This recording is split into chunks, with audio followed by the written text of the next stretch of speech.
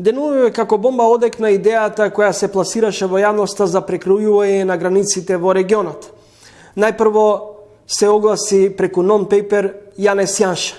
Во однос на можните прекројување на границите во регионот, дали регионот повторно се става под знак прашање, незината стабилност? Побаравме одговор од председателот на државата Стево Пендаровски. Што всушност било разговарано на последната средба на македонскиот председател Стево Пендаровски со неговиот словенечки колега Борут Пахор? На ниту една од средбите кои председателот Пендаровски ги имаше со председателот Пахор во изминатиот период не е разговарано за таа тема. Каков е ставот на председателот Пендаровски за оваа идеја како завршување на процесот на дисолуција на СФРЈ? Независно од тоа дали постои таков документ или не, ставот на председателот Пендаровски е одамна познат и многупати кажуван, а тој е дека секое прекројување на границите на Балканот нема да придонесе за стабилизација на регионот. Дали ваквите идеи се сигнал дека Балканот повторно би можел да се претвори во буре барут, доколку во блиска иднина земјите од регионот не се приклучат кон Европската Унија? Председателот Пендаровски е убеден дека ваквите идеи за прекројување на границите на Балканот нема да добијат поддршка од Европската Унија. Единствениот пат кој води напред кон подобар живот и благосостојба на граѓаните и државата е преку исполнување на неопходните реформи, клучни за наше придружување во европското семејство.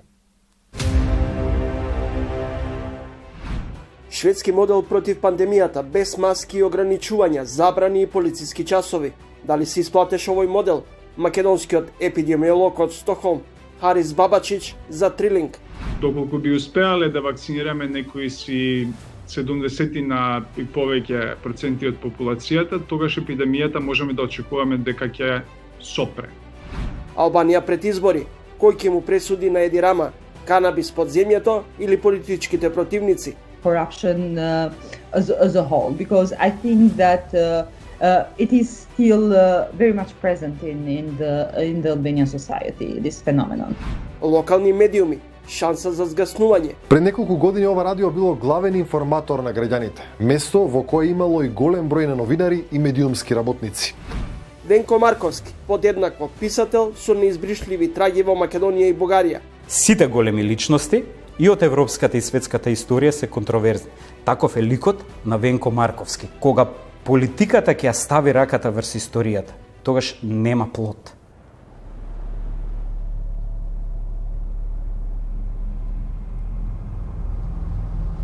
Мила моја, не знам дали знаеш дека овде се водам како Венјамин Миланов Тошев, под матичен број 4832. Не смеам со никого да разговарам. Забрането ми е. Молчаливо поминувам.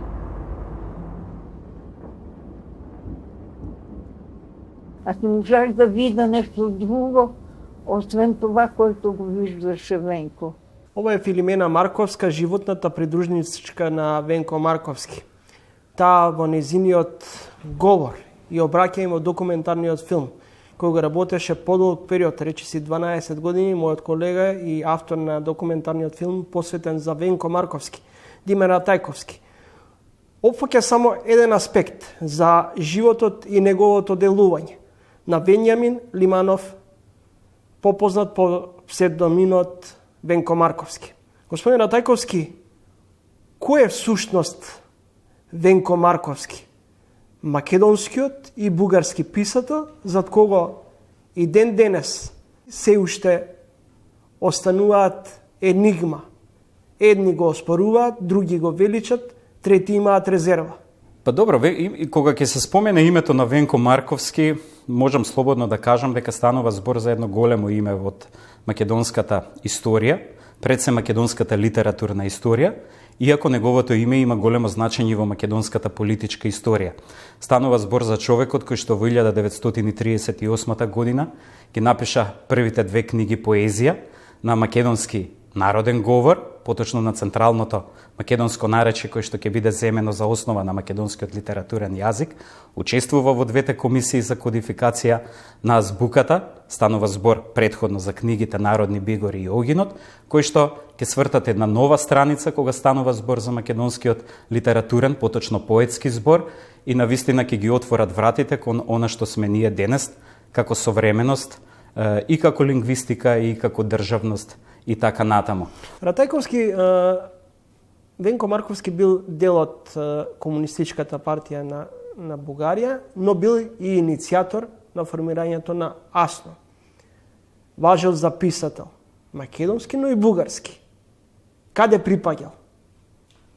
Па не можеме, можеби така точно да прецизираме. Тој припаѓа и во двете литератури, припаѓа и на двете поезии, несомнено. Во периодот кога вие го поставувате прашањето, Венко Марковски живее во државата Бугарија во екот на Втората светска војна, каде што вардарскиот дел на Македонија и делови од егејскиот дел на Македонија се приклучени кон таа Бугарија.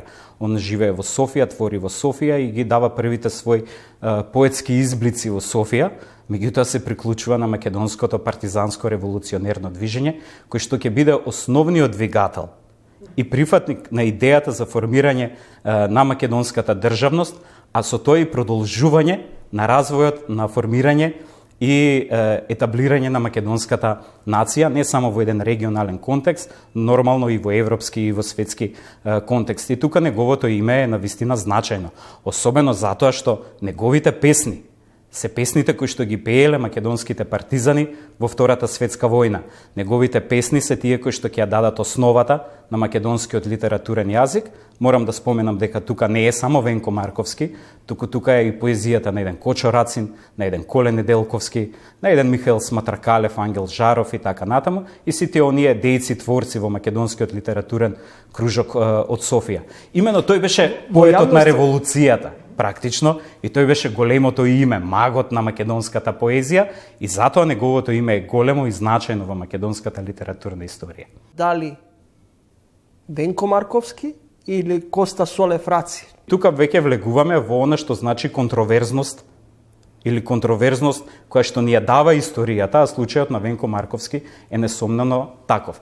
Имено мораме да знаеме дека сите светски личности, не само регионални великани во историјата, туку и великани од едно европско и светско значење се контроверзни. Значи, тука влегува името на еден Венко Марковски. Кочо Рацин ја објавува Бели мугри во 1939-та.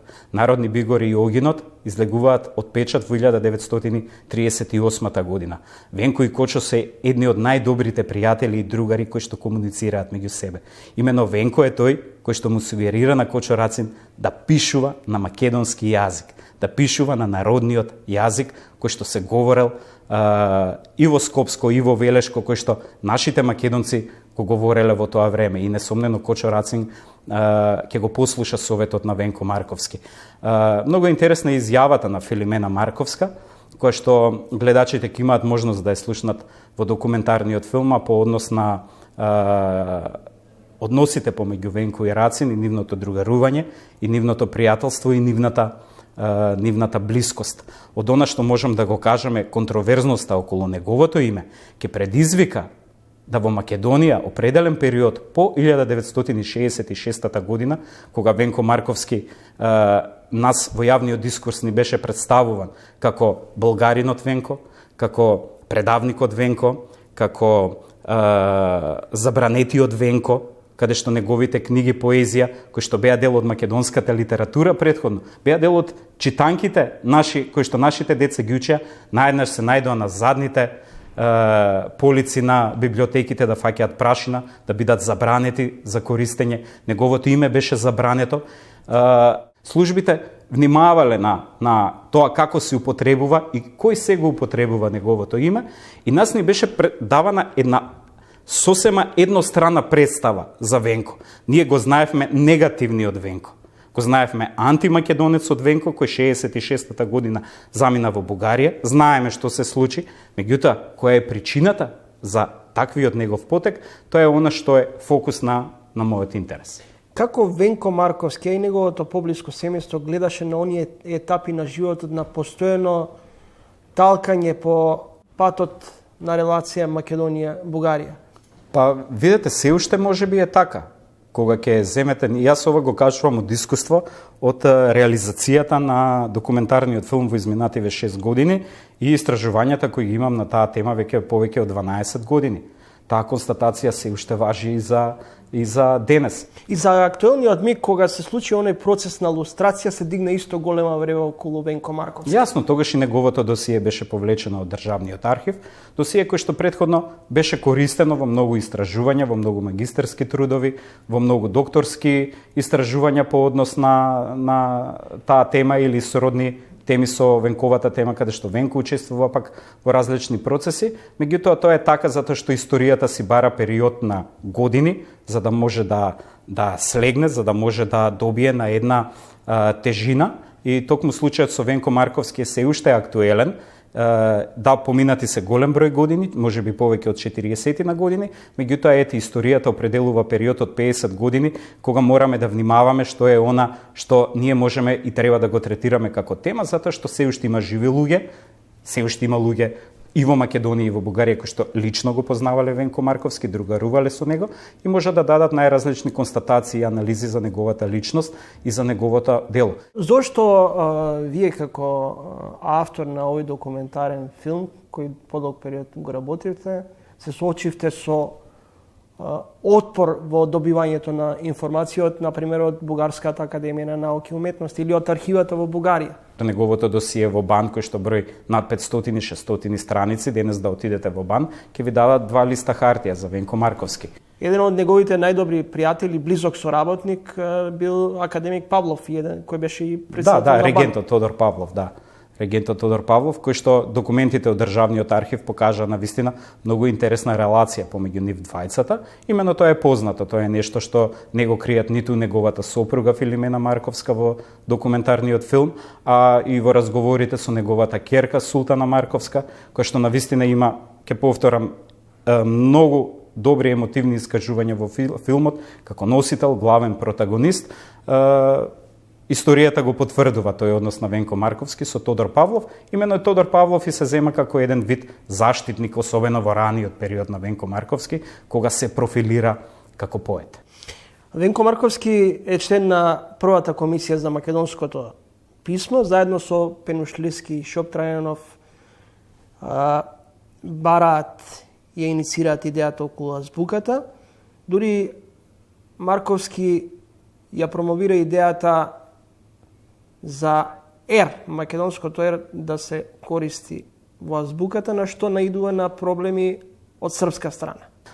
Точно, името на Венко Марковски фигурира како главно име во сите 3 јазични комисии, со исклучок на втората комисија, каде што Венко Марковски ќе истапи јавно дека е против решението кое што е наметнато од страна на определен центар во тогашна Југославија, станува збор за Белград, и он вели дека научниот свет практично ќе се исмева на таквото решение, затоа што политиката треба да ги тргне рацете од историјата. Тоа е она што Венко Марковски го сугерира, и со третата комисија тоа се постигнува и тоа се прави.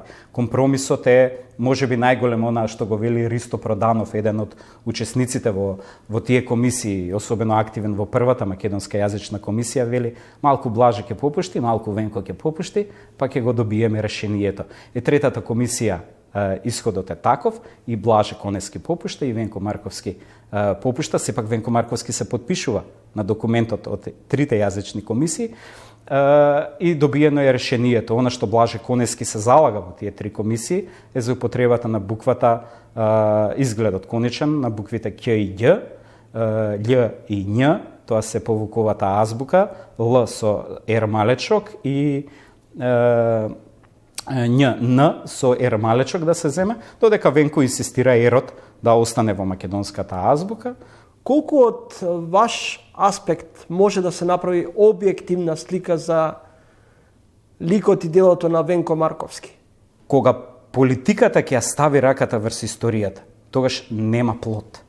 Нема да има добар исход од целата таа работа. Таков случај имаме денес со Македонско-бугарската комисија, каде што имаме класична политизација на историјата. Политиката мора да се тргне настрана од сите тие историски процеси, за ние во наводници да дојдеме до некаква објективност, вклучително разговарајќи и за случајот на Венко Марковски. Случајот на Венко Марковски е многу добра појдовна точка за анализа или за како тоа ние треба да ја перцепираме историјата во суштина. Зошто го велам ова? Затоа што во периодот до 66 година ние имавме познавања еднострани за тоа кој бил Венко Марковски. А Бугарија пак од 66-та година се до смртта крајот на 80-тите години знае еден друг Венко. Бугарите не го знае македонецот Венко. Кога ќе отидете во Бугарија и кога ќе прашувате, и кога тоа јас го говорам од искуство, затоа што ние имавме случај кога ги снимавме дел на членовите на бугарската комисија кои што учествуваат сега со македонската комисија во преговорите за случајот на Венко Марковски. Самите бугари потврдуваат дека Венко Марковски повеќе припаѓа на Македонија отколку што припаѓа на Бугарија. За нас е Венко Марковски многу позначен, отколку за Бугарија, сепак не треба да се пренебрегне тој факт дека тој сепак и припаѓа на бугарската литература и на бугарската историја. Ратајковски, сега предлагам гледачите да погледат сегмент од вашиот документарен филм, а потоа продолжуваме со разговорот со Диме Ратајковски. И на маса нема дете, или тоа прво на Венко се сервира, прво се е најубаво за Венко да биде и сето на децата, на другите кои ќе бидат, затоа што те сметаше дека тој многу тешки гладни години е минал и треба да биде со почести направен. Долги години после ги кога го немаше, ставаше чинија за него. Многу долги. Следите разговор со Диме Ратајковски, автор на документарниот филм за Венко Марковски. Господин Ратајковски, ќе успееме ли во 21. век да ги надминеме историските предрасуди околу Венко Марковски? Па добро, јас не би рекол само околу Венко Марковски, ја малку би го поопштил тоа прашање. И кон останатите историски личности и настани кои можеби не зближуваат или не оддалечуваат со источниот сосед. Јасно. Јас искрено се надевам дека разумот ќе надвладее во целата оваа ситуација, затоа што ова ние што го направивме практично со подпишувањето на договорите и Преспанскиот и договорот со Бугарија е на нерамноправна основа. Јас ова е мој личен став и тоа го кажувам веќе подолго време, затоа што имаме класична политизација на историјата. Видете, ова што го прашувате вие може да се случи единствено кога академиите на двете држави, кога институтите за историја и за литература и за фолклор во двете држави ќе седнат само иницијативно како разумни институции да ги решаваат спорните прашања, гледишта, како треба да изгледаат учебниците кај нас, кај нив по однос на овие прашања. Видете, она што го бара бугарската страна во случајот, со цел да се заврши оваа разрешница, оваа епопеја што ние ја доживуваме кон нашиот пат кон Европска Унија, не можеме да го направиме ние од позиција на наметнување. Бугарската страна нас ни наметнува став и ни наметнува мислење. Имам слушнато од неговиот внук, почитуваниот професор доктор Гора Стросоклија, дека Венко Марковски речиси секојдневно го слушал дневникот, радиодневникот на Радио Скопје, но во разговор со неговата сестра Дока ќе изјави дека тој никогаш не бил бугарин и никаде не се декларирал како бугарин. Да, Венко е страстен навивач на Вардар, фудбалскиот клуб.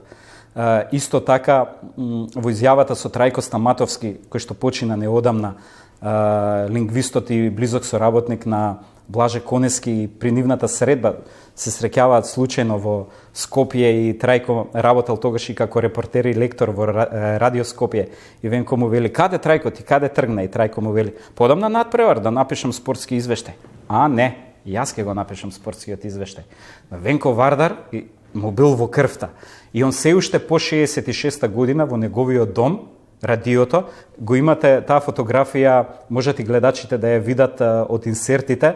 Венко е седнат во неговиот дом со радиостаницата практично, која што му е наместена на Радио Скопје, да ги слуша сите фудбалски надпревари на радиопреноси на фудбалскиот клуб Вардар.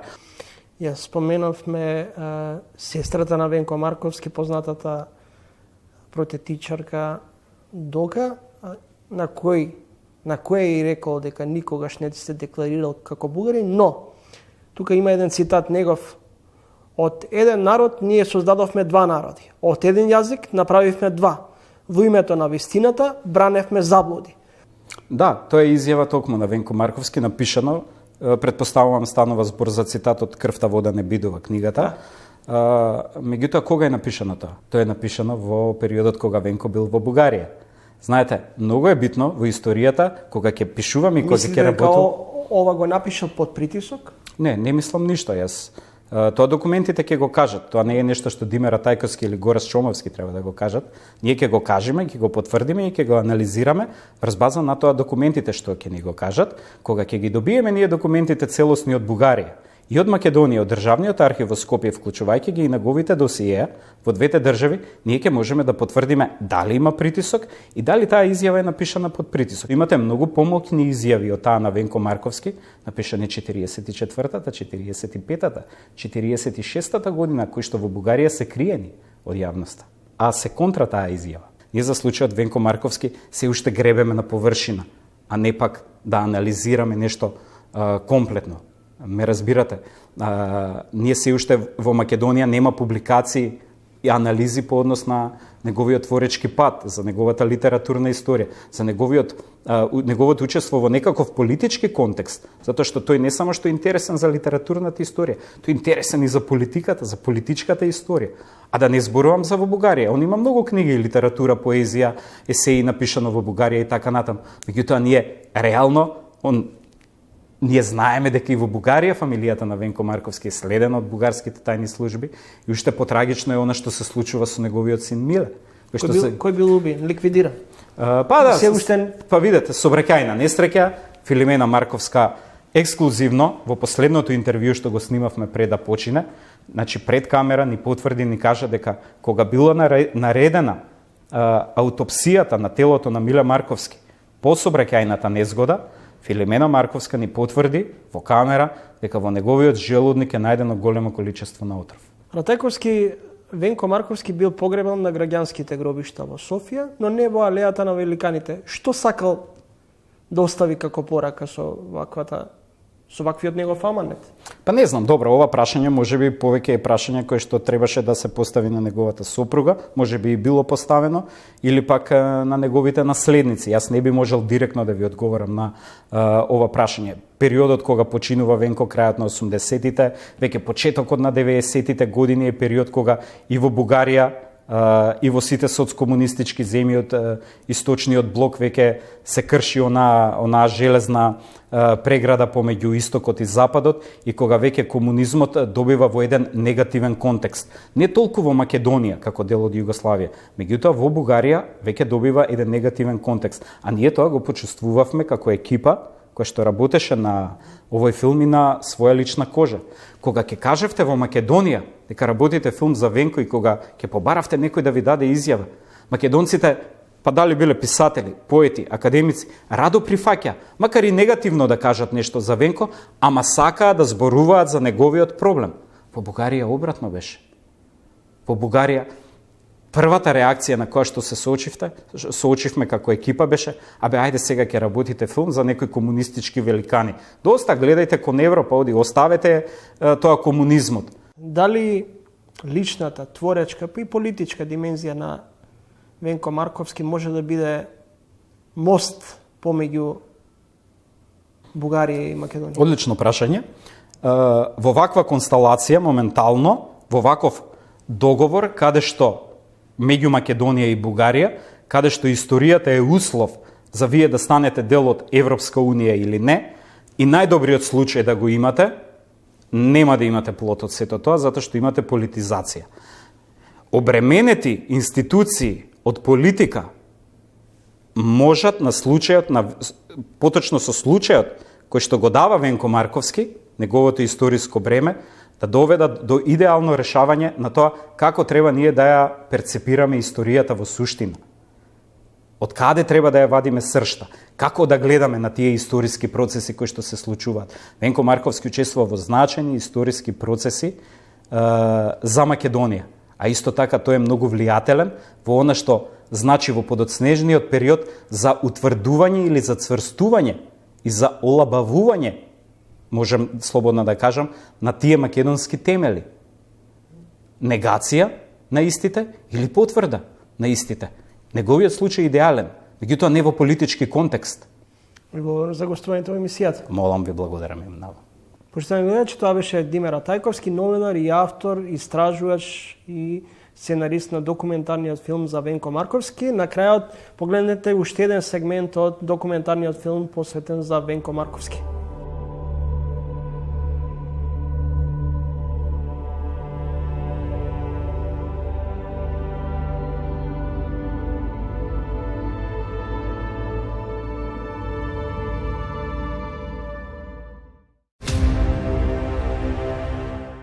Доктор Харис Бабачич е магистар по епидемиологија.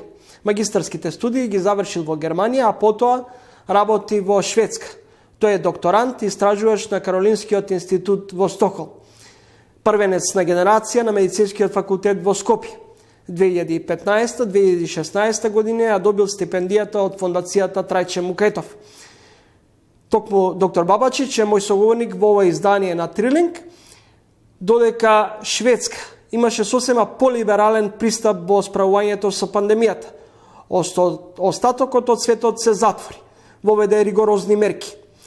Какви беа реакциите и дали либералниот пристап во справувањето со пандемијата во Шведска даде резултати и какви? Го прашува мојот соговорник, македонскиот лекар, доктор Харис Бабачич. Првичната стратегија која што Шведска имаше не беше стратегија на супресија, туку беше стратегија на митигација, односно стратегија на справување со пандемијата и главниот ауткам кон кој што тие целеа во тој момент е да спречат прекомерна хоспитализација односно пренатрупување на болниците во било кој даден момент од пандемијата. И во тоа мислам дека Шведска успеа како тој главен ауткам кон кој што гледаат. Во однос на бројот на починати, за жал Шведска имаше поголем број на починати, споредно со голем број на други земји кои што отидоа со стратегија на супресија, меѓутоа многу едноставен би бил тој наративот да се тврди дека тоа е само затоа што тие не воведоа локдаун, затоа имаат толков голем број на смртни случаи споредно со другите земји кои што воведоа локдаун. Има и голем број на други земји кои што воведоа локдаун, меѓутоа сепак имаат поголема смртност од Шведска. Доктор Бабачич, дали во битката со справувањето со пандемијата воглавном се тргаше со политичка комбинаторика или превладуваше научната аргументација? Превладуваше воглавном научната аргументација. Нормално е дека ниту тука државните институции не се имуни на политиката, како и секаде, секако дека политиката влијаеше врз одлуките и некои од одлуките може би се сменја под притисок на јавноста. Државните институции гледаат да бидат што е максимално повеќе по независни од политичките структури. Така да се согласувам дека споредно со другите земји имале повеќе слобода научниците, односно епидемиолозите да донесуваат одлуки во однос на стратегијата.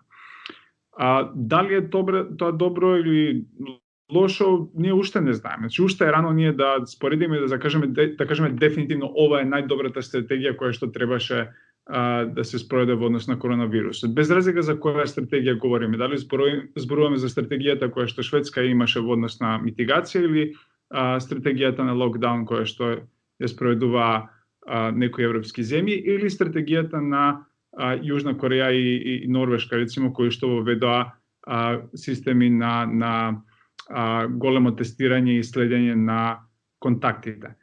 Уште пред речиси една година, чинам дека тоа е ваше интервју или ваша порака во мај минатата година, предупредивте дека допрва пандемијата ќе се шири и дека репродукцијскиот број во Македонија ќе се зголемува. Дали го потценивме COVID-19 и колку од ваша епидемиолошка гледна точка добро се менаџира справањето со здравствената криза? Мислам дека го подценивме вториот и особено третиот бран во Македонија. Во однос на првиот бран, јас и тогаш потенцирав дека властите релативно добро се справија со првиот бран во Македонија. Значи, ние немавме толку голем број на заразени, толку голем број на починати во првиот бран, иако тогаш кога го дадов тоа интервју, укажав дека пред време се опуштија, односно пред време проценија дека репродуктивниот број е под 1, а всушност не беше тоа така. Можно до тука влијале некои си политички моменти, не знам, не би да шпекулирам, али тогаш мислам дека таа една грешка е направена. Поголема грешка се случува во вториот бран во Македонија, кога некако и ненавремено и некомплетно се спроведени мерки и системи на детекција и подготвеност на болниците за соочување со бројот на хоспитализирани кои што се случија во вториот бран и во третиот бран. И затоа се соочивме со многу поголем број на заразени и многу поголем број на починати.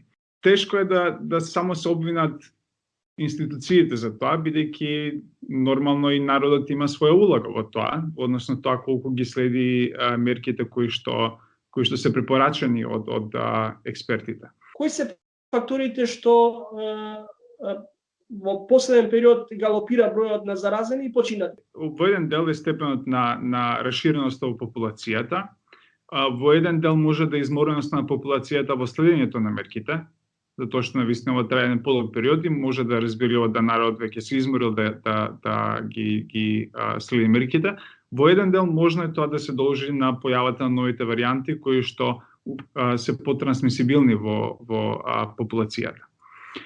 Меѓутоа, ја би се навратил на претходното прашање и би рекол дека она каде што мислам еден фактор кој што властите го подценија е недостатокот на комуникацијата со јавноста. Ако вие имате еден дел од популацијата кој што е голем и кој што не ги следи мерките, треба да анализирате зошто е тоа така и да разберете и да се обидете и искомуницирате со тој дел од популацијата за го смените нивното мислење, односно за да ги убедите зошто е важно да се следи како мерка или како препорака. И мислам дека институциите во тоа потврдија.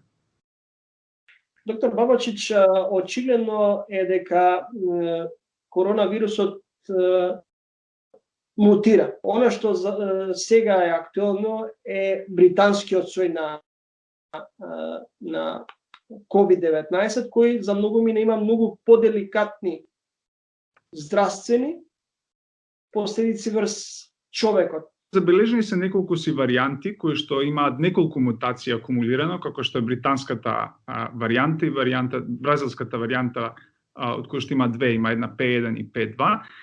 И има индикации дека тие варијанти се потрансмисибилни и повеќе се пренесуваат, позаразни се, така да кажеме, во популацијата, што може да има импликации во однос на справувањето, односно може да намалат ефикасноста мерките кои што се воспоставени во популацијата, а може исто да, барем постојат докази за тоа, да предизвикаат потешка или подолга COVID-19 болест.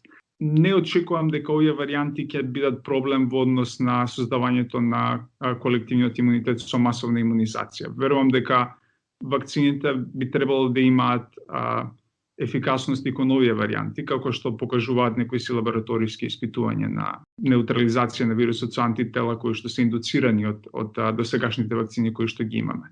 Кога ќе може да прогласиме крај на пандемијата? Тоа е наречената нормалност. Тоа е прашање за $1.000.000. И кој го знае одговорот,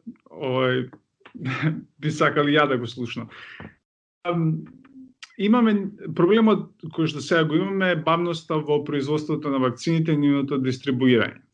Доколку би успеале да вакцинираме некои си 70 и повеќе проценти од популацијата, тогаш епидемијата можеме да очекуваме дека ќе сопре. Но тоа не значи дека ќе го ерадицираме вирусот. Значи вирусот може да остане и понатаму да циркулира, меѓутоа ќе немаме состојба на епидемија. Така да, во однос на враќањето кон некоја си нормала, мојот одговор на тоа е ќе зависи од тоа колку брзо ќе го достигнеме прагот на колективниот имунитет, кој што е отприлика некаде некои си 3/4 од популација. Може да стигнеме колективен имунитет и со помал праг на вакцинираност, меѓутоа не знаеме додека не процениме колку всушност популацијата има колективен имунитет со студии на серопреваленца. А ако вакцинираме 1/4 од популацијата, можеме да очекуваме драматичен пад во смртноста од COVID-19, ако фокусирано вакцинираме ранливи категории во популацијата. Доктор Бабачич, вие бевте првенецна генерација, завршивте со просек 10 на медицинскиот факултет во Скопје. Вашата проценка е дека медицинскиот факултет во Скопје произведува одлични кадри, подготвени, но за жал за државата нема место за добрите кадри. Да, па, различни се мотивите, нели, зависно од човек до човек, меѓутоа жално е што во голем дел од младите кои што заминуваат од Македонија, причината е екзистенција. Значи, вие имате огромен број на млади луѓе кои што дипломирале, некои од нив магистрирале, а немаат работа во Македонија. И немаат никаква плата и живеат од приходите кои што ги имаат нивните родители до 35 година. Имате голем број на лекари кои што е во оваа пандемија ни се максимално неопходни, кои што работат по не знам колку часа на клинички центар, кои што доскоро нема никаков работен статус, нема здравствено осигурување, нема пензиско социјално осигурување. Ја не знам како да очекуваме, како да убедиме некој да остане во државата да работи бесплатно на една толку тешка работна позиција како што е, нели, лекарската, особено во време на пандемија, кога надвор му се нудат многу подобри можности. Причините се во тоа: екзистенцијални прашања, невработеноста, огромниот процент на невработеноста, лошите услови за работа, негрижата за напредување и унапредување на професионално напредување на младите. Координаторката на Глобалниот институт за Балканот Фатјона Мејдини во разговор за емисијата Трилинг дава свој видување околу престојните парламентарни избори. Мејдини, која воедно и одличен познавач на политичката сцена во Албанија и поранешна новинарка, оценува дека престојните избори во Албанија ќе бидат предизвик за демократијата, а ќе бидат и тест дали Брисел ќе даде зелено светло за конечно отпочнување на преговори на Европската унија со Албанија. Еве ги нејзините видувања околу престојните парламентарни избори во Албанија. The parliamentary election in Albania are going to be held on 25th of April. And I can say that these are really important elections. These are important elections because the Socialist Party that is currently in power, they have been running the country for 8 years. And until now, in these 30 years of Albania transition or post-communist period, I can say, none of the parties in the country have been able to run it, to run the government more than 8 years. So if the current Prime Minister, Edi Rama, and the Socialist Party that he directs is going to get the third mandate in this election, so this is going to be the first time in 30 years. On the other hand, the opposition, as a result, is very eager to kind of like win these elections, of course. From the opposition side, we have a coalition that is led by Democratic Party, and they have also their junior party in the coalition, and they have formed, a large coalition with small parties around them. While Socialist Party, which is the party that is currently in power, they are running alone. So these are very important elections. The race is very strong, and of course the two blocs are doing everything that they can in order to win these elections.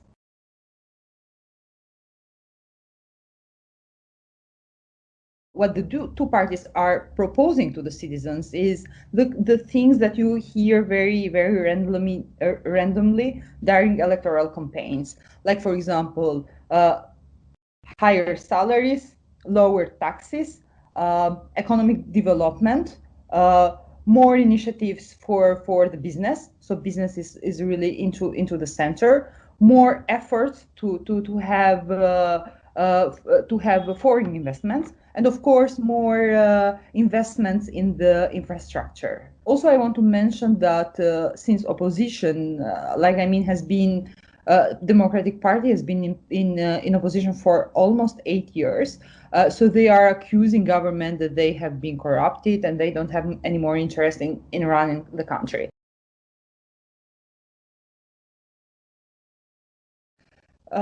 So this is a very good question, in fact, because almost 5 years ago, Albania started a very thorough judicial reform.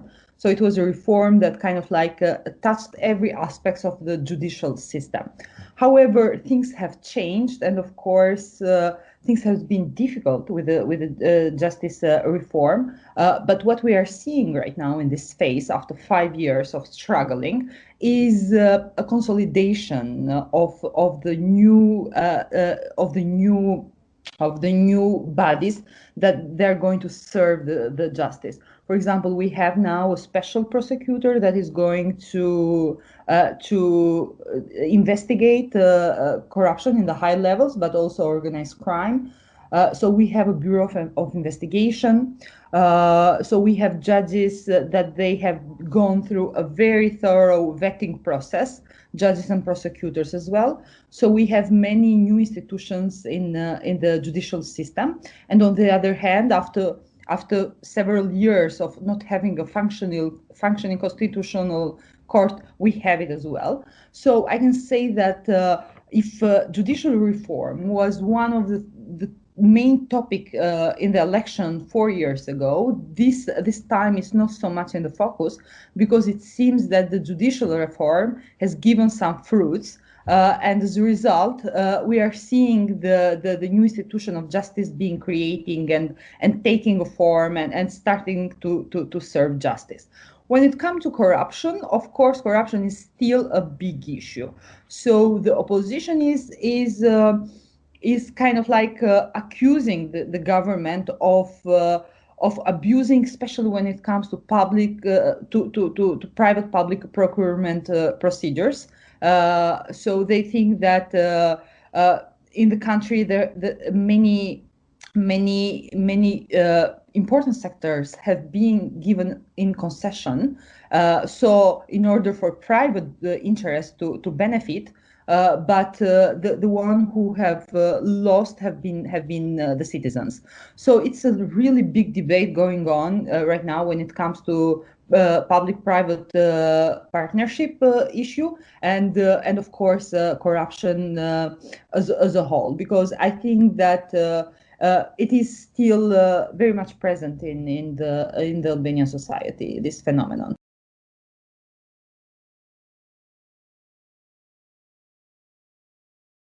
What it seems to be very obvious, the lack of will from the European Union to really have these two countries ready to open these talks.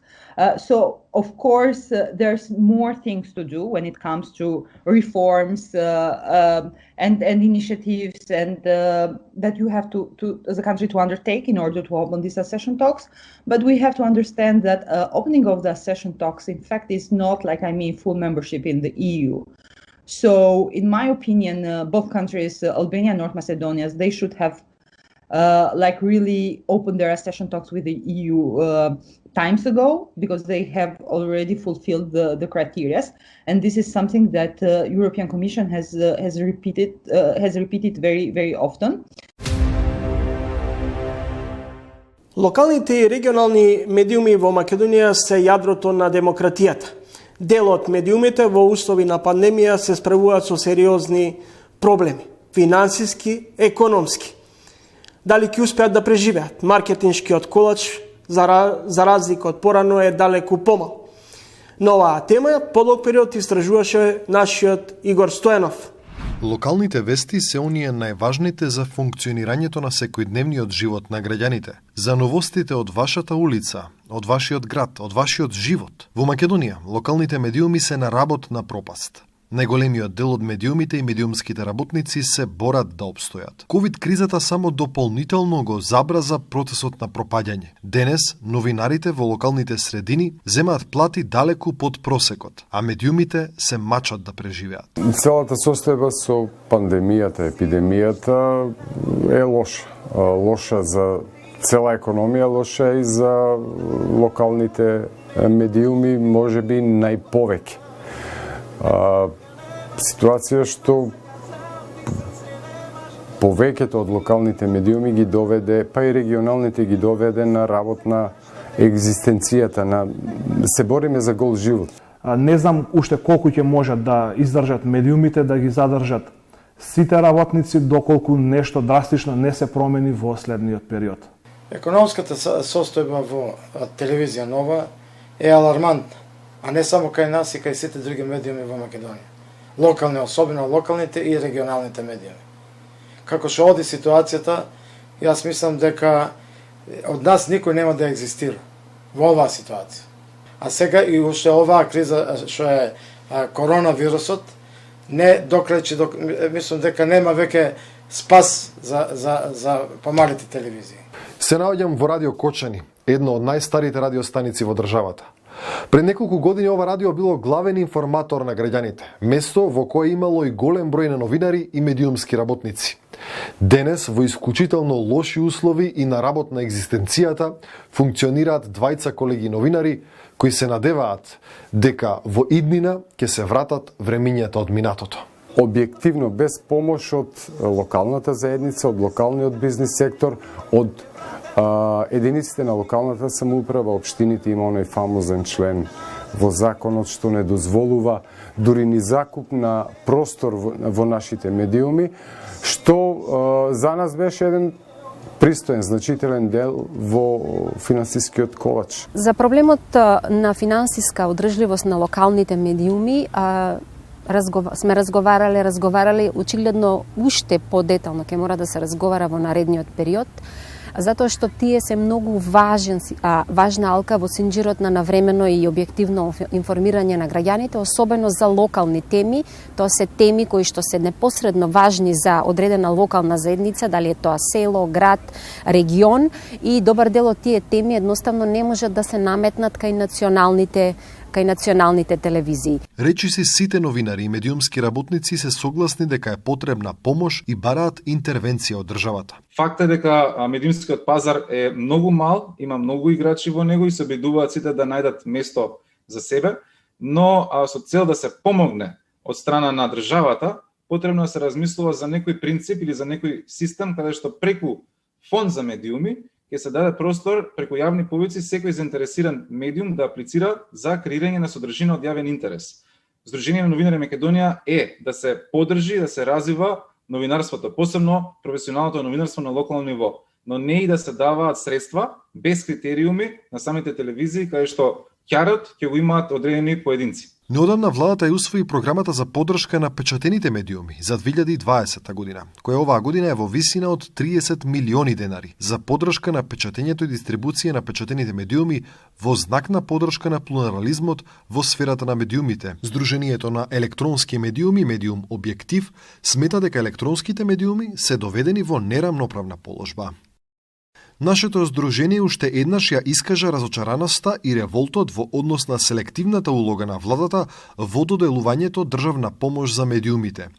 Дефинитивно, локалните и регионалните медиуми имаат потреба од субвенционирање од страна на државата.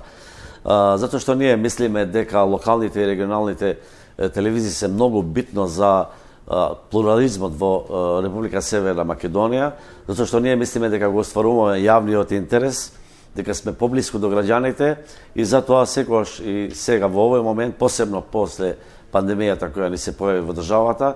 Има еден добар проект кој што функционира одлично во спортот во моментов, а тоа се спортските ваучери, па можеби некоја преработка на спортскиот ваучер за медиумите би било од одлична помош за сите медиумски куќи и мислам дека тој предлог треба да го разгледаат и државните институции. Таа поддршка да биде нешто како јавни субвенции или ќе се наречат, јавно субвенционирање дали ќе биде формирање некој фонд на медиуми, фонд за медиуми, или фонд за поддршка на медиуми, било како, треба да се помогне. Помошта која оваа година медиумите ја добија поради корона кризата ги спаси новинарите од отпуштања, па поголем дел од медиумите успеале да ги задржат своите вработени, но со помали плати и од оние кои веќе беа далеку под македонската просечна плата. Минатата година, нели, сите компании па и медиумите добија субвенции на плати, а исто така бевме и ослободени од плаќање на лиценци. Така да тоа мислам дека да не беа овие мерки минатата година, многу медиуми, посебно локални и регионални медиуми, денеска ќе ги немаше. Немаше масовни отпуштања на новинари и медиумски работници во изминатата година. Предпоставката поради ова е дека веројатно сметаме дека поради оние мерки што владата ги донесе за плаќање на одредени трошоци кон страна на медиумите, а за возраст да не отпуштаат новинари и медиумски работници, сметаме дека тоа влијае да не се отпуштаат во овој сектор лица. Сега имаме ситуација каде што се разгледуваат одредени решенија, но мислам дека тоа решение каде што ќе се даваат пари без никакви критериуми кон овие медиуми од страна на било која власт е веќе напуштен концепт. Сведоци бевме дека пред неколку години неколку локални телевизии и радија згасна. На нивно место се појавуваат или треба да бидат некаква замена информативни портали кои што во меѓувреме се наметна во медиумската во заедницата на локално ниво. Бев оптимист, ама сега веќе не сум оптимист. Сега веќе не гледам крај на овој тунел. Доведени до ваква лоша економска состојба, медиумите се лесен плен за мокните политичари и безобразно богатите политички партии, кои можат лесно да ги компромитираат медиумските производи. Дојдовме и до крајот и на уште едно издание на емисијата Трилинг. Ви закажувам нова средба за 7 дена во исто време. Петок, 18 часот и 15 минути. До тогаш довидување и чувајте се.